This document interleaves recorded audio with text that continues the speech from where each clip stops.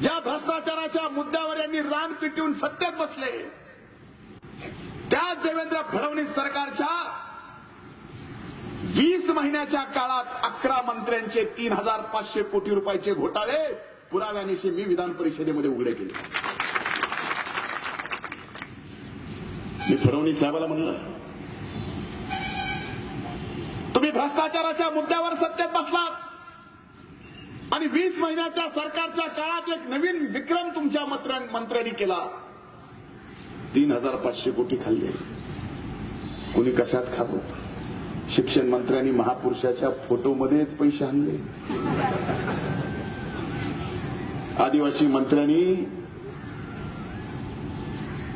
आदिवासी विद्यार्थ्यांना देणाऱ्या साहित्यात पैसे खाल्ले.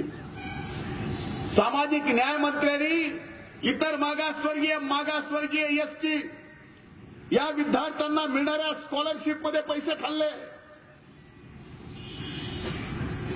महिला बाल कल्याण मंत्र्यांनी लहान लेकरांच्या चिक्कीत पैसे खाल्ले. आरोग्य मंत्र्यांनी आपल्या पीएससीला येणाऱ्या औषधात पैसे खाल्ले. हे सगळं उघड केलं पुराव्यानिशी. आणि ज्या वेळेस पुरावे दिले, मुख्यमंत्री म्हणला आमच्याकडे क्लीन शीट तयार आहे.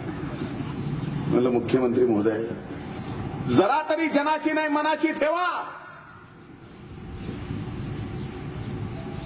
जर एवढ्यावर तुम्हाला क्लीन शीट द्यायची असेल तर एक गोष्ट निश्चित करा, या सभागृहामध्ये कायदे तयार होतात, त्या कायदे मंडळामध्ये मी पुरावे दिलेत, आणि जर हे मी दिलेले पुरावे खोटे असतील